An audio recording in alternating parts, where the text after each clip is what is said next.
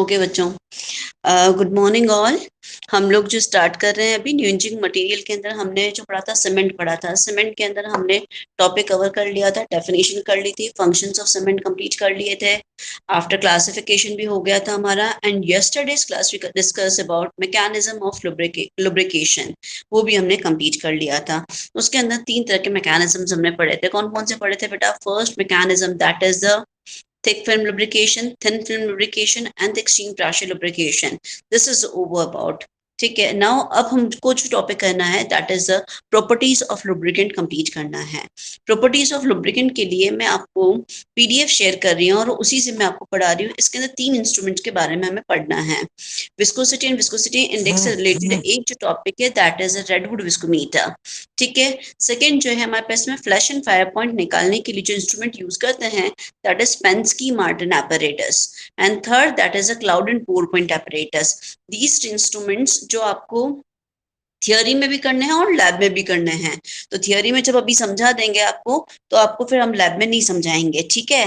Lab के अंदर खुद करने पड़ेंगे, समझा दूंगी वहां पे जब आओगे ऑफलाइन, तो कोई ना। ठीक है, तो ये 3 इंस्ट्रूमेंट अच्छे से पढ़ने हैं। कौन कौन से हैं बेटा हमारे पास में? रेडवुड विस्कोमीटर है, सेकंड पेंस्की मार्टिन apparatus है और तीसरा cloud and pour point apparatus है। लुब्रिकेटिंग ऑयल जो होता है वो डिफरेंट टेम्परेचर्स के ऊपर डिफरेंट तरीके से बिहेव करता है, तो उसके अकॉर्डिंग ये 3 इंस्ट्रूमेंट जो है वो आपके सिलेबस में प्रिस्क्राइब्ड हैं। आउट ऑफ 10 एक्सपेरिमेंट्स 3 एक्सपेरिमेंट तो ये 3 इंस्ट्रूमेंट्स हो जाएंगे आपके, ठीक है ना? तो will start the sharing your PDF share कर रही हूँ मैं आपको, उसके थ्रू हम लोग आज पढ़ रहे हैं।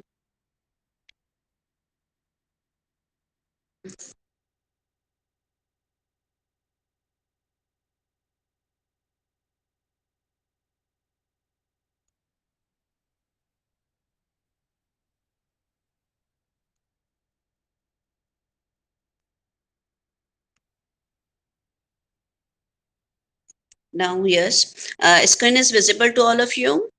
स्क्रीन दिख रही है बेटा? यस और no?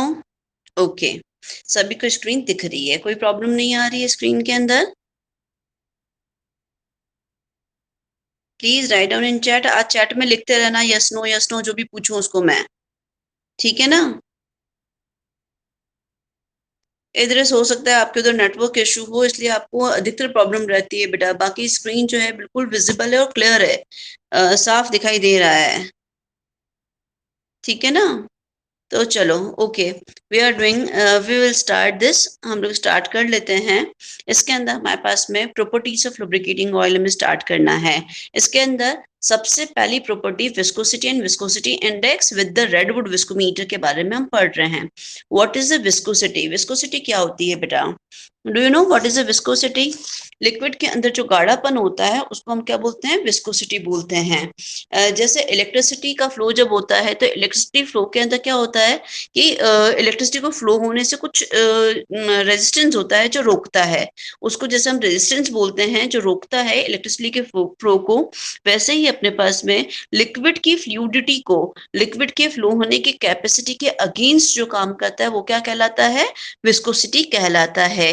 The definition is written here, resistance of its own flow on flow is called the viscosity.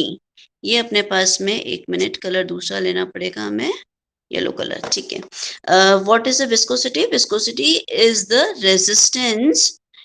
resistance of its own flow of liquid is called the viscosity.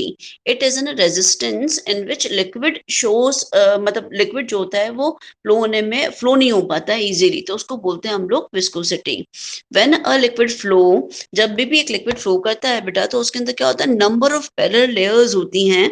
ये यहाँ पे मैंने इस फिगर के अंदर शो किया है कि ये अपने पास में जब लिक्विड फ्लो करता है इसके अंदर नंबर ऑफ पैरेलल लेयर्स होती हैं, और ये पैरेलल लेयर्स जो होती हैं अलग अलग विस्कोसिटी, अलग अलग वेलोसिटी से मूव करती हैं।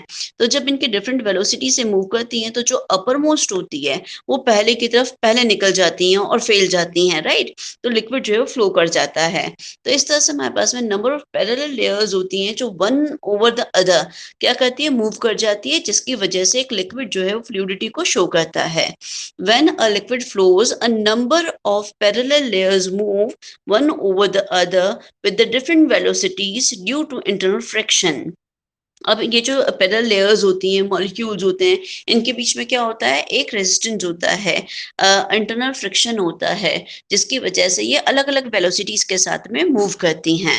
नाउ यदि हम अपने पास में यह माने कि the force per unit area यहाँ पे जो लग रहा है वो एफ है और वेलोसिटीज का डिफरेंस जो है वो वी है, तो ऐसी कंडीशन के अंदर साथ ही साथ अपने पास में ये जो पैरेलल लेयर्स हैं, इनके बीच की जो डिस्टेंस है इट इज अपने पास में डी है। इन पैरेलल लेयर्स के बीच की जो डिस्टेंस है वो क्या है अपने पास में, डी है। The force which is applied is F, the difference of the velocity is the V, and the parallel layer के बीच में जो डिस्टेंस है वो डी है। तो ऐसी समय पर इसका जो फॉर्मूला बन जाएगा फोर्स का, वो बन जाएगा F equals to eta V by D. What is the F? F is the force. What is the V? V is the difference in the velocity of the different parallel layers. जो adjacent parallel layers है उनके बीच में velocity का जो difference है उसको V से show करेंगे हम लोग. And what about this D? D is the distance between two adjacent parallel layer. दो parallel layers के बीच में जो distance होता है उसको हम D से show करते हैं, right? It is clear. This formula is F equals to eta P by D. What is about this eta? ईटा क्या है अपने पास में, दिस ईटा, ये जो ईटा है वो क्या है अपने पास में, this is the coefficient of, this is the coefficient of viscosity, this is the coefficient of viscosity. यदि हमारे पास में v that is a velocity difference 1 के बराबर हो जाए, distance in the parallel layer 1 हो जाए, तो ऐसी कंडीशन के अंदर f जो है वो ईटा के बराबर हो जाएगा। तो ईटा की जो डेफिनेशन हो जाएगी वो क्या हो जाएगी बेटा, the force per unit area required to maintain a difference of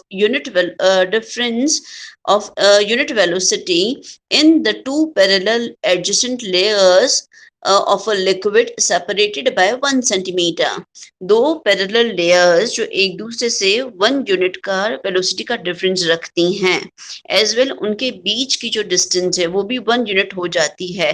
तो ऐसी कंडीशन के अंदर फोर्स जो है वो किसके बराबर हो जाता है बेटा, force is equals to the viscosity coefficient, वो विस्कोसिटी कोफिशिएंट के बराबर हो जाता है।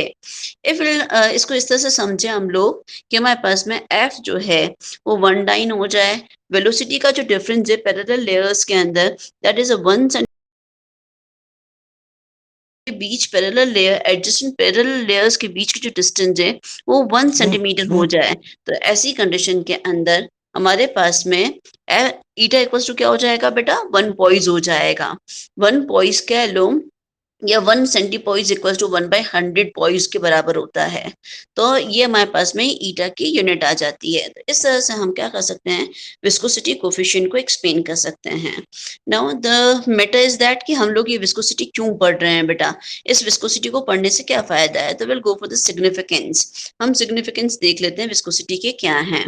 नाउ द सिग्निफिकेंस आर, पहला, यदि हमारे पास में लो विस्कोसिटी है, मतलब वो ऑयल क्या है, पतला ऑयल है, उसके वो गाढ़ा ऑयल नहीं है, वो क्या है, पतला ऑयल है, उसको क्या बोलेंगे, लाइट ऑयल। लाइट ऑयल जो होता है वो लो विस्कस होता है, कम गाढ़ा होता है। कम गाढ़ा है तो उसकी फ्लूइडिटी क्या होगी, अच्छी होगी, वो इजीली फ्लो करेगा। And it is used in the, किस में यूज किया जाता है बेटा ये, it is used in the machineries with the high speed. ऐसी मशीनरीज जो हाई स्पीड पे काम करती है उसके अंदर इस ऑयल को यूज करना है। ठीक है। सेकंड सिग्निफिकेंस, यदि हमारे पास में हैवी ऑयल है, दैट मीन्स गाढ़ा ऑयल है। गाढ़ा ऑयल है तो उसकी विस्कोसिटी क्या है बेटा, ज्यादा है। ज्यादा विस्कस ऑयल है तो वो फ्लो करेगा क्या इजीली, वो इजीली फ्लो नहीं करेगा।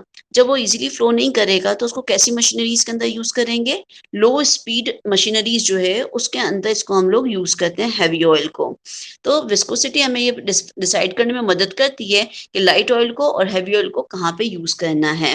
As well one of the significance of viscosity ये है कि हमारे पास में एज अ टेम्परेचर, यहाँ पे अपवर्ड साइन का मतलब क्या हुआ, इंक्रीज। जैसे जैसे टेम्परेचर इंक्रीज हो जाता है किसी लिक्विड का, लुब्रिकेटिंग ऑयल का, तो उसकी विस्कोसिटी जो है वो क्या हो जाती है, डिक्रीज हो जाती है। And vice versa. The formula is eta is equals to या inversely proportional to the temperature. Eta is inversely proportional to temperature. हमने और कहाँ पढ़ा था बेटा, इसके अंदर हमने क्या पढ़ा था, एक टॉपिक बार बार आया था, right on your chat. If viscosity of the lubricating oil is changes with the temperature, वो किस में पढ़ा था हमने, क्या टर्म बोलते हैं इसको हम, क्या टर्म बोलते हैं, right down in chat. if the viscosity of the, if we are measuring the viscosity of a lubricating oil with the temperature, it is called it is called, right down in chat. नहीं पता तो write down no. बहुत बार आया है बेटा, हम लोगों ने डिस्कस किया है क्लास के अंदर कई बार। Nobody able to write down the answer? किसी को नहीं पता बेटा? ओके, ये पेज समझ में आया है सभी को? ये समझ में आया है या नहीं?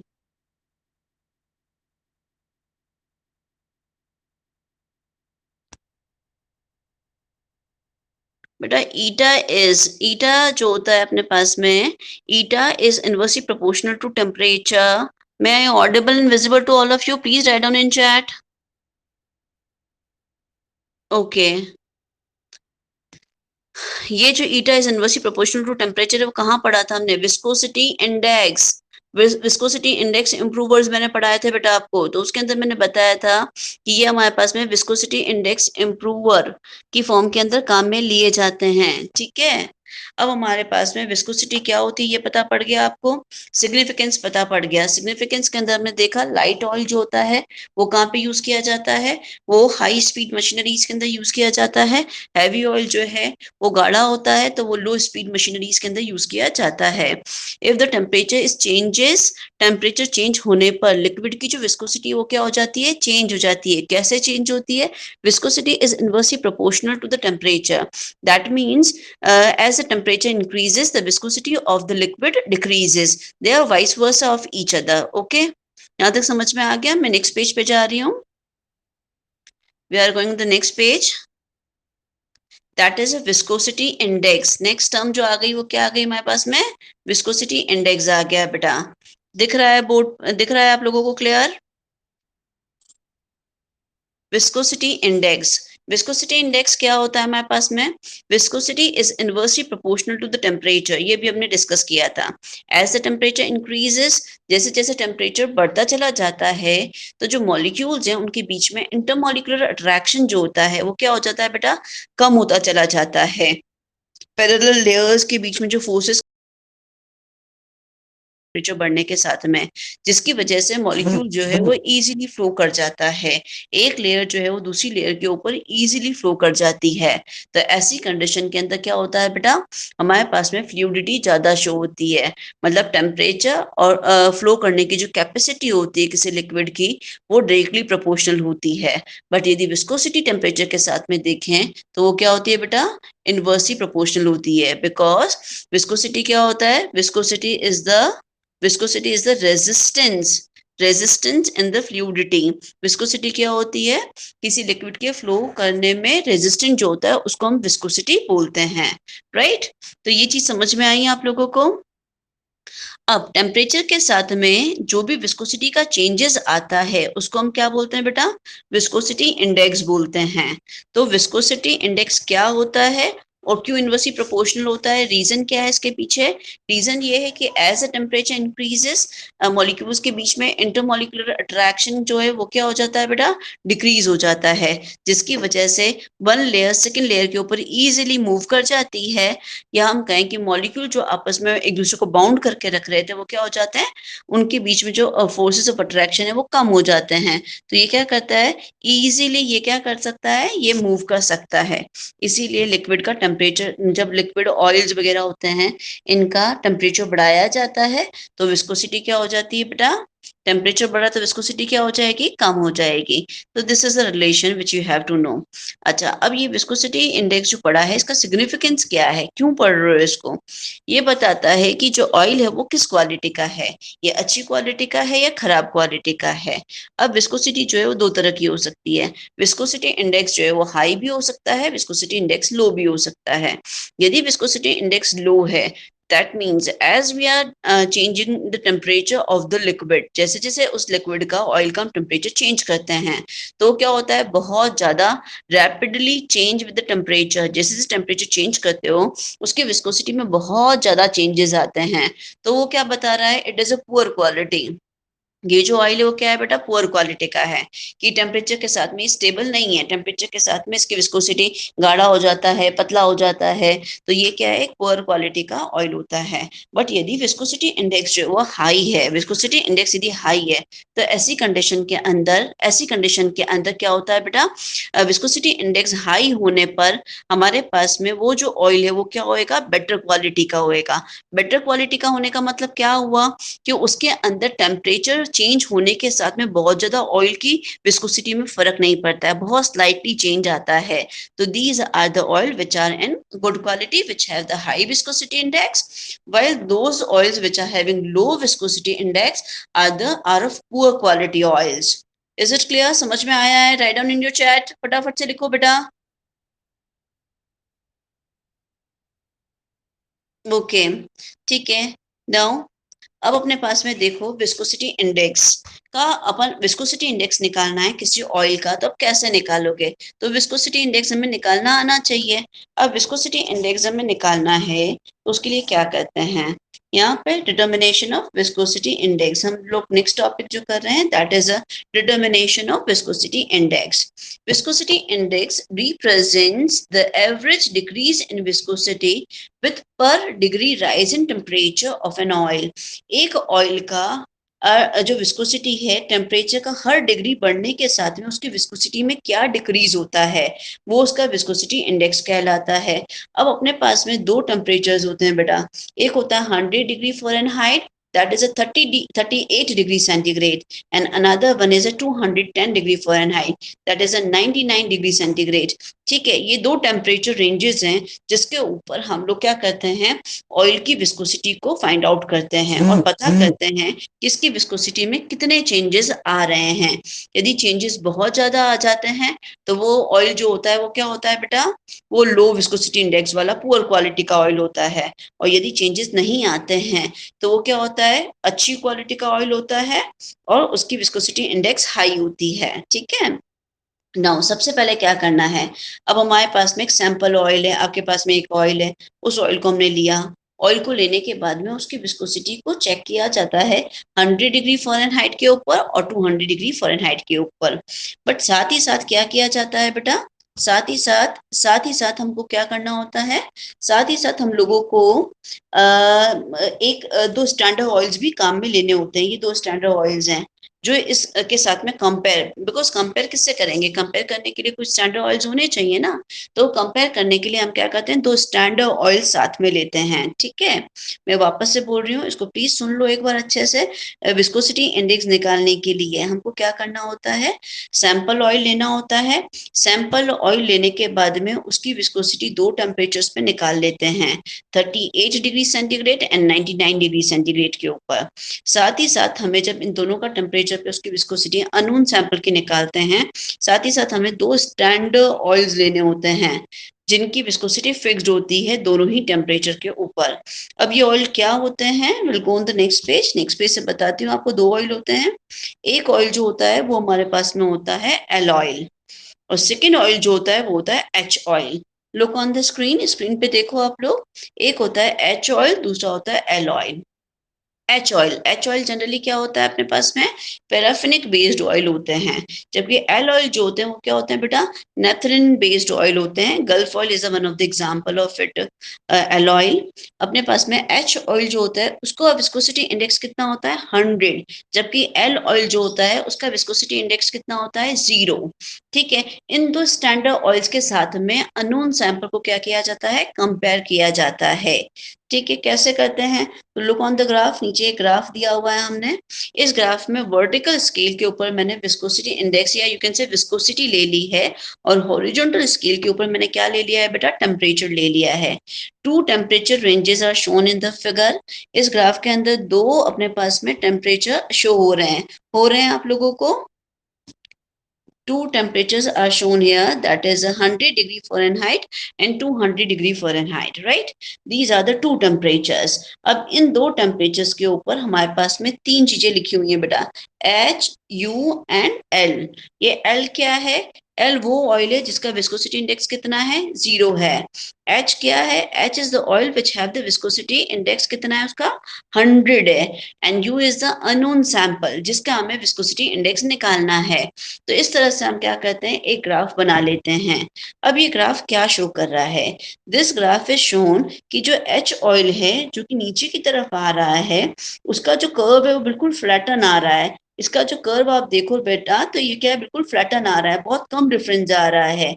100 डिग्री सेंटीग्रेड और 200 डिग्री सेंटीग्रेड के ऊपर देखो तो चेंजेस बहुत ही कम आ रहे हैं।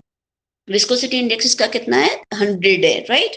That means those oil which have the viscosity index 100, जिनका ज्यादा होता है उनका कर्व क्या हो जाता है, फ्लैटन हो जाता है, बिल्कुल फ्लैट हो जाता है। जबकि ऐसा ऑयल जिसकी विस्कोसिटी इंडेक्स कितनी है, 0 है, उसके अंदर चेंजेस जो है वो कर्व की फॉर्म में आते हैं। ये एल ऑयल है, ऊपर वाला जो है बेटा क्या है, एल ऑयल है। ऊपर वाला जो है वो एल ऑयल है, और एल ऑयल क्या कर रहा है, विस्कोसिटी इंडेक्स 0 बता रहा है। तो यहाँ पे क्या हो रहा है, कर्व आ रहा है, ठीक है। तो this is shown in this figure, ये अपने पास में ग्राफ में शो हो रहा है। अब अपने पास में अपन देखें नेक्स्ट, नेक्स्ट देखें कि फॉर्मूला कैसे, मेन पॉइंट क्या है, हमने विस्कोसिटी इंडेक्स निकालना पड़ेगा कैलकुलेशंस करके। अब कैलकुलेशंस करके जब विस्कोसिटी इंडेक्स निकालना है तो ये फॉर्मूला होता है, viscosity index equals to L minus U upon L minus H into 100। What is about this L, U and H? L क्या है बेटा, L is the viscosity of L oil. जो अपने पास में L ऑयल था, L ऑयल जिसकी viscosity index कितना था बेटा, 0 था, उसकी विस्कोसिटी कितनी आ रही है, 100 डिग्री फ़ारेनहाइट के ऊपर और 200 डिग्री फ़ारेनहाइट पे ऑलमोस्ट सिमिलर आती है। तो उसको हम लोग यहाँ पे नोट कर लेते हैं। H वो ऑयल है जिसकी विस्कोसिटी कितनी है, 100 है। उसकी वैल्यू क्या आई विस्कोसिटी की, वो नोट करके हम लोग H वैल्यू लिख देते हैं। And U is the unknown sample oil है जिसकी विस्कोसिटी हमें फाइंड आउट करनी है। तो उसकी जो विस्कोसिटी आई है यहाँ पे पुट कर दो के values, when you are putting the values you will get the answer of the viscosity index. तो उसकी विस्कोसिटी इंडेक्स का क्या होता है, वैल्यू आ जाती है। मेन पर्पस क्या है विस्कोसिटी इंडेक्स को निकालने का, मेन पर्पस या कंक्लूजन देखें तो कंक्लूजन क्या निकला इस ग्राफ को पढ़ने का हमें, कि यदि हमारे पास में एक गुड लुब्रिकेटिंग ऑयल है तो उसके अंदर क्या होता है, between values of the velocity should be minimum, अपने पास में क्या होना चाहिए, एक गुड लुब्रिकेटिंग ऑयल यदि है तो दोनों टेम्परेचर के ऊपर उसकी विस्कोसिटी इंडेक्स के अंदर चेंजेस क्या होने चाहिए, बहुत ही कम होने चाहिए। कर्व जो है वो क्या होना चाहिए, वो फ्लैटन होना चाहिए, बिल्कुल एक जैसा आना चाहिए, ज्यादा फर्क नहीं आना चाहिए। दैट मीन्स यदि लो विस्कोसिटी इंडेक्स है तो उसका कर्व, लो विस्कोसिटी इंडेक्स वाले का कर्व कर्व आता है, कर्व हायर आता है, ऊपर की तरफ आता है, ये ऊपर की तरफ बताया है। और यदि विस्कोसिटी इंडेक्स जो है वो अपने पास में 100 है, हाई है, तो ऐसी कंडीशन के अंदर कर्व जो है नीचे की तरफ आता है और फ्लैटेंड होता है, ठीक है। अच्छा, one more thing, viscosity index, those oil which have the high viscosity index, जिनका विस्कोसिटी इंडेक्स हाई होता है, उनके जो मॉलिक्यूल्स होते हैं दे आर लीनियर स्ट्रक्चर होते हैं with the heavy molecular weight. इनका जो मॉलिक्यूलर वेट होता है बेटा वो क्या होता है, हाई होता है। तो you should be make clear in your mind कि those who are having high viscosity index उनके जो मॉलिक्यूल्स होते हैं वो क्या होते हैं बेटा, उनके जो मॉलिक्यूल जो होती है, मॉलिक्यूलर वेट जो होता है वो हाई होता है, और वो स्ट्रेट चेन कंपाउंड्स होते हैं जनरली, ठीक है। समझ में आया यहाँ तक, any problem regarding this, clear बेटा पेज। अब मेन काम का चीज आई है, आपके काम की क्या निकालना है अभी, हमको निकालनी है हमको, तो विस्कोसिटी करना है, क्या करना है, डिटर्मिनेशन के लिए जो इंस्ट्रूमेंट यूज किया जाता है इट इज कॉल्ड विस्कोमीटर। उसको Commonwealth country like India, India के अंदर जो यूज किया जाएगा उसका नाम क्या है, रेडवुड विस्कोमीटर है, right. Redwood viscometer is used in India. Saybolt का विस्कोमीटर होता है जो यूएस का होता है, वो यूरोप के अंदर यूज किया जाता है। जो है उनकी जो प्रॉपर्टीज है वो सेम है, जो है मतलब प्रिंसिपल जो है वो सेम है, सभी जने एक ही प्रिंसिपल पे काम करते हैं। पर ये होता है कि फिक्स्ड वॉल्यूम का ऑयल ले लिया जाता है मीटर के ऑयल कप के अंदर। नीचे फिगर देखो, फिगर के अंदर बताया है ये सेंटर पे। आवाज आ रही है आप लोगों को सभी क्लियर? अब हमारे पास में ये जो ऑयल कप है इसके अंदर फिक्स्ड वॉल्यूम का ऑयल भर दिया जाता कप है। अब इस ऑयल कप के अंदर ऑयल को भरने के बाद में the oil viscometer allowed a fixed volume of oil to flow from a standard hole. एक होल होता है नीचे की तरफ इस ऑयल कप के अंदर, वहां से इस ऑयल को खाली किया जाता है। ठीक है, खाली किया जाता है किसके अंदर?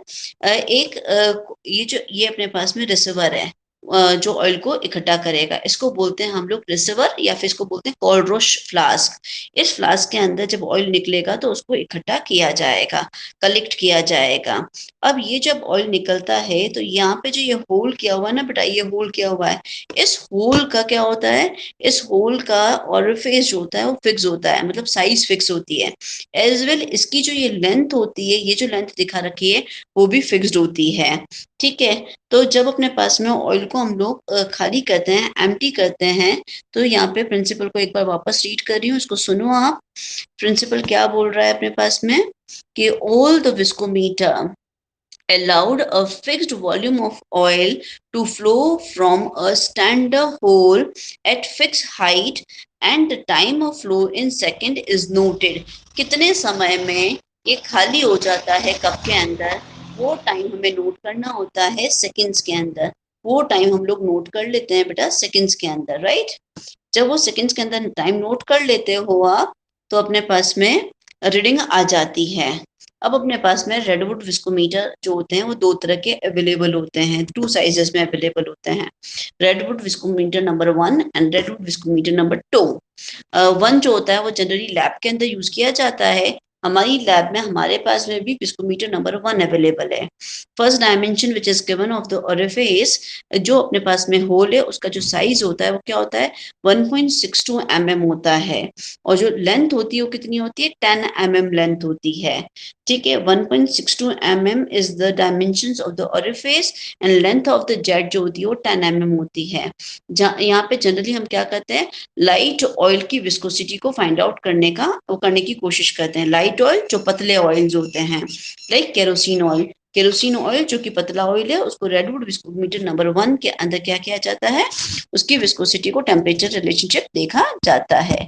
ठीक है, now second that is a viscometer number 2। Viscometer number 2 जो होता है उसका जो ओरिफिस का साइज होता है this is 3.82 mm and the height of the jet is the 50 mm। ये जनरली हैवी गाढ़े ऑयल्स जो होते हैं उनकी विस्कोसिटी को फाइंड आउट करने के लिए यूज किया जाता है। नाउ लुक हियर, इधर अब अपने पास में इसको देखो, इंस्ट्रूमेंट को, दिस इज इंस्ट्रूमेंट। सेंटर पे इसके अंदर क्या दिया हुआ है बेटा? This is the centre. Centre पे क्या दिया हुआ है? ऑयल कप दिया हुआ है। ऑयल कप के अंदर क्या होता है बेटा? फर्स्ट थर्मामीटर लगा रहता है, this is the first thermometer. Thermometer क्या करता है? ऑयल कप के अंदर जो ऑयल भरा है उसके टेम्परेचर को नोट करने का काम करेगा। अब ऑयल कप के अंदर ऑयल डाला है, इसको बार बार गर्म करोगे तो ये खराब हो जाता है। तो ऑयल कप को बचाने के लिए इसके अंदर सिल्वर और ब्रास की प्लेटिंग की हुई होती है। किसकी प्लेटिंग की हुई होती है? ब्रास की और सिल्वर की प्लेटिंग की हुई होती है ताकि ये खराब ना हो। ठीक है, इसके अंदर एक पॉइंटर गिवन होता है बेटा, ऊपर की तरफ पॉइंटर गिवन होता है। यहाँ पर यहाँ तक ऑयल भरना होता है तो पॉइंटर गिवन होता है, वहां तक हमको ऑयल भर देना होता है। वॉल्यूम फिक्स रहता है 50 ml, और जो ऑयल होता है वो इसके अंदर डाला जाता है। ठीक है, अब अपने पास में क्या करना है? अब ऑयल को जब ये खाली करोगे तो क्या होगा? ये यहाँ पे ओरिफिस दिया हुआ है, इस जगह पे ओरिफिस दिया है तो ऑयल क्या हो जाएगा? खाली हो जाएगा। तो उसको हमें क्या करना होता है? उसे रोकना होता है खाली होने से। जब इसको खाली होने से रोकना होता है तो हमारे पास में यहाँ पे एक रोड बना रखी है मैंने, दिस इज द रोड। ये जो रोड है वो वॉल्व रोड कहलाती है। क्या कहलाती है? Valve road. इसके नीचे एंड पे क्या दिया हुआ है? एक नोट दी हुई है, एक बीट दी हुई है। ये बीट क्या करती है? उस ओरिफिस को क्लोज कर देती है। जब हमको ऑयल खाली नहीं करना होता है, ऑयल इसके अंदर फिल करते हैं हम, तब ये ओरिफिस को हम इस वॉल्व रोड से बंद कर देते हैं। ठीक है। नाउ अब अपन आ जाते हैं बाहर की तरफ, आउटर कंस्ट्रक्शन के अंदर। सबसे पहले हमने ऑयल कप देखा। ऑयल कप जो होता है 90 हाइट का होता है एंड 45-46 के आसपास इसकी डायामीटर रहती है एंड इसको सिल्वर और ब्रास का प्लेटिंग किया रहता है ताकि ये खराब ना हो। इसके अंदर एक वॉल्व रोड रहती है। वॉल्व रोड के एंड पे क्या होता है, एक बीट दी हुई होती है जो क्या करती है, एक नोट दिया हुआ होता है, बीट दी हुई होती है। वो बीट मोती दिया हुआ होता है, ये समझ लो बीट दिया होता है। वो क्या करता है, ये जो होल है उसको बंद करने का और ओपन करने का काम करता है। ठीक है। यहीं पर ऑयल कप के अंदर एक थर्मामीटर भी प्रोवाइडेड रहता है जो ऑयल कप के अंदर रखे ऑयल का टेम्परेचर नोट करेगा। ठीक है। This is about oil cup. Oil cup का कंस्ट्रक्शन समझा दिया हमने आपको। अब अपन चलते हैं आपके पास में ऑयल कप के कंस्ट्रक्शन के बाद में अपन चलते हैं आपके पास में बाहर की तरफ। ये जो दिया हुआ है वो क्या है, ये हमारे पास में मैकेनिकली ऑपरेटेड स्टीरर होती है। ये स्टीरर क्यों होती है, अब ऑयल है, ऑयल को हम सीधा गर्म करेंगे, केरोसिन लिया है हमने, केरोसिन को सीधा गर्म करोगे तो वो आग नहीं पकड़ लेगा, कर लेगा ना। तो ऐसी कंडीशन के अंदर बाहर की तरफ ये जो दिया हुआ है हमारे पास में, ये दिया हुआ है हमारे पास में, एक सेकेंड, बाहर की तरफ, बाहर की तरफ मतलब दिस एरिया, ठीक है ना, ये दिस एरिया, ये जो एरिया है यहाँ पे पानी फिल करके रखते हैं हम लोग और यहाँ पे अपने पास में रोड दी हुई होती है। उससे हम इस पानी को, ये हीटिंग रोड है इस साइड में जो मेंशन की हुई है, ये हीटिंग रोड जो होती है वो क्या करती है, पानी को गर्म करने का काम करती है। पानी को पहले गर्म करते हैं, पानी को गर्म करके हम क्या करते हैं, ऑयल कप में रखे हुए ऑयल को गर्म करने का काम करते हैं। बिकॉज इसको हम ऑयल को सीधा गर्म नहीं कर सकते हैं, तो इसको हम वाटर बाथ पे गर्म करते हैं। पहले पानी गर्म होएगा और उसके बाद में ऑयल गर्म होगा। अब यहाँ पर अपने पास में ये जो दिया हुआ है स्टीरर है, स्टीरर क्या करता है, इस पानी को होमोजीनियस हिलाने में मदद करता है ताकि हीटिंग एक जगह नहीं रहे, हीटिंग जो है वो सभी जगह होमोजीनियस रहे। पानी की, पानी का टेम्परेचर जो है वो पूरे इस वाटर बाथ के अंदर एक जैसा रहे, इसके लिए यहाँ पर ये स्टीरर दी हुई है और इसकी ब्लेड्स होती हैं, इसकी वजह से इसको मूव करते हैं हम लोग। ये बाहर की तरफ ये जो दिया हुआ है इससे हम इसको मूव करते हैं, यहाँ पे एक नोट दिया होता है जिससे मूव करते हैं, इसको मूव करके पानी को हम एक जैसा रखते हैं, एक जैसा गर्म रखते हैं। ठीक है। साथ ही आप यहाँ पे देख रहे हो एक थर्मामीटर भी प्रोवाइड किया हुआ है बेटा, इस वाले एरिया के अंदर भी हमारे पास में ये जो थर्मामीटर हमने प्रोवाइड किया है, this is thermometer number 2। Thermometer number 2 जो है वो क्या करता है, वो जो अपने पास में वाटर बाथ के अंदर पानी है उसके टेम्परेचर को नोट करता है। ठीक है। अब अपने पास में क्लियर हो गया, फर्स्ट हमने ऑयल कप के बारे में पढ़ा, सेकंड हमने वाटर बाथ के बारे में पढ़ा। वाटर बाथ के अंदर क्या था, एक स्टीरर प्रोवाइडेड थी, एक थर्मामीटर प्रोवाइडेड था, एक हीटिंग कॉइल प्रोवाइडेड थी। This is the outlet for the hot water, ये हॉट वाटर का आउटलेट। यहाँ पे हीटिंग कॉइल को वापस एक्सप्लेन कर रही हूँ मैं आपको। हीटिंग कॉइल जो होती है वो आपके पास में दो तरीके की होती है बेटा। हीटिंग कॉइल जो होती है उसके अंदर क्या होता है, हीटिंग कॉइल के अंदर कई बार हम लोग कॉन्सेंट बर्नर के साथ में गर्म करते हैं और कई बार इलेक्ट्रिक सर्किट लगा रहता है। हमारे पास में लैब में जो इंस्ट्रूमेंट अवेलेबल है उसके अंदर इलेक्ट्रिक सर्किट है, तो हम यहाँ पे वायर लगा रहता है, उससे सॉकेट से हम लोग इसको गर्म कर देते हैं। इसके अंदर एक पूरी कॉइल लगी होती है, पानी गर्म करने की जैसी कॉइल होती है ना, आप लोग वो इमर्जन रोड जो यूज करते हो उसी तरह की यहाँ पे एक रोड लगी रहती है जिससे पानी पहले गर्म होता है और फिर ऑयल गर्म होता है। ठीक है। ऑयल कप हो गया, वाटर बाथ हो गया, स्टीरर हो गई, दोनों थर्मामीटर हो गए। वॉल्व रोड के बारे में भी आपको बता दिया। ये कोल्ड रोश कप है, नीचे की तरफ जो ये दिया हुआ है बेटा ये क्या है हमारे पास में, कोल्ड रोश कप है। कप बोल दो या फ्लास्क बोल दो, फ्लास्क बोलते हैं, रिसीवर का काम करता है। ऑयल को जब हम पोर करेंगे तो ये इसके अंदर ऑयल जो है वो कलेक्ट होगा।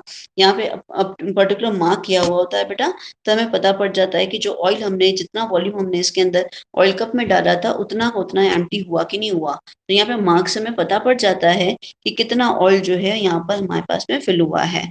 अच्छा, नेक्स्ट चीज जो आ रही है अपने पास में, दिस इज द, ये हमारे पास में लेवलिंग स्क्रू होते हैं। ये जो पूरा इंस्ट्रूमेंट है, ये पूरा इंस्ट्रूमेंट जो है वो 3 लेग्स पे खड़ा होता है। 2 लेग्स मैंने बताया, ऐसे ही एक लेग और होती है, 3 लेग्स पे खड़ा होता है।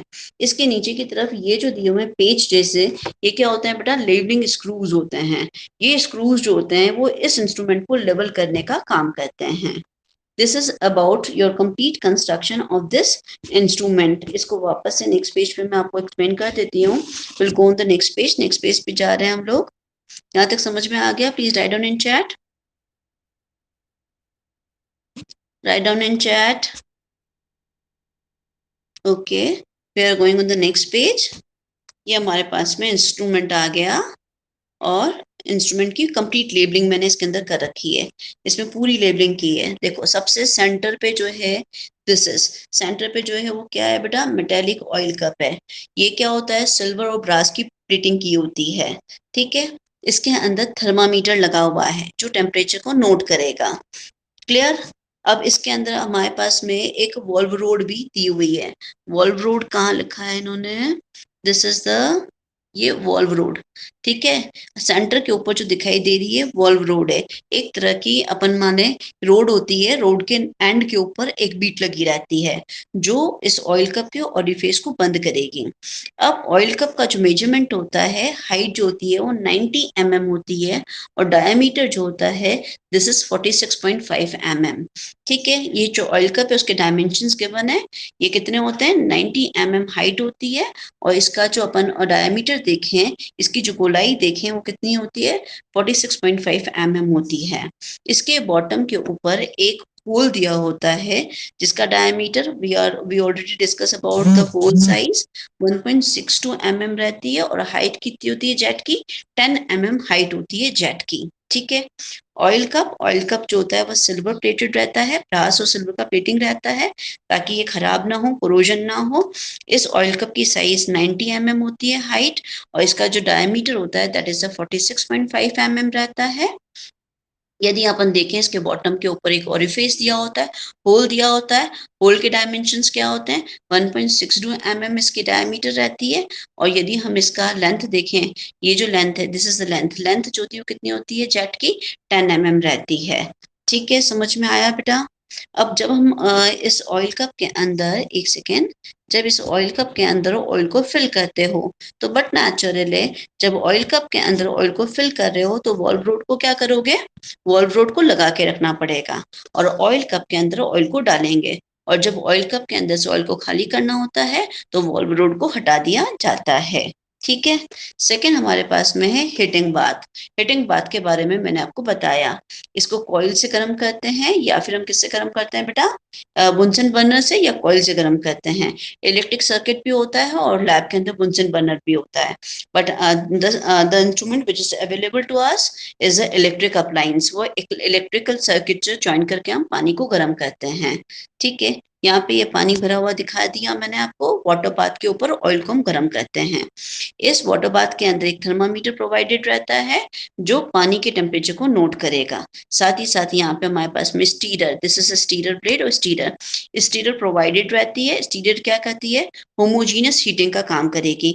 बाहर जो पानी है वो एक जैसा गर्म हो इसमें मदद करती है ये स्टीरर। इससे हिलाते हैं हम लोग। ठीक है, this is a tape which the hot water outlet के लिए होता है, हॉट वाटर को बाहर निकालने के लिए होता है। And this is a cold cup. Cold cup की साइज क्या होती है बेटा? 50 ml होती है। ठीक है, this is a complete construction. Construction समझ में आ गया सभी को? कंस्ट्रक्शन के अंदर हम क्या क्या पढ़ा बेटा? कंस्ट्रक्शन के अंदर हमने पढ़ा ऑयल कप के बारे में, ऑयल कप के डायमेंशंस देखे, फिर हमने वाटर बाथ के बारे में पढ़ा, हीटिंग कॉइल के बारे में पढ़ा, ठीक है, स्टीरर के बारे में पढ़ा, वॉलरोश फ्लास्क के बारे में पढ़ा। This is all about your construction. Construction के अंदर ये सारे पॉइंट आएंगे। ऑयल कप आएगा, वाटर बाथ आएगा, स्टीरर आएगी, हीटिंग कॉइल आएगी। अच्छा, one of the thing this screw, screws हम भूल गए बेटा। ये हमारे पास में लेवलिंग स्क्रू है, इसके बारे में भी हमें लिखना पड़ेगा। Levelling screw help to level the instrument, level को, इंस्ट्रूमेंट को लेवल करने में मदद करते हैं। ठीक है, this is all about your construction. ये कंस्ट्रक्शन कंप्लीट हो गया किसका? हमारे पास में रेडवुड विस्कोमीटर नंबर 1 का जो कंस्ट्रक्शन है वो हमारा कंप्लीट हो गया है। ठीक है, can we go to the next page? इसकी वर्किंग देख लें हम लोग।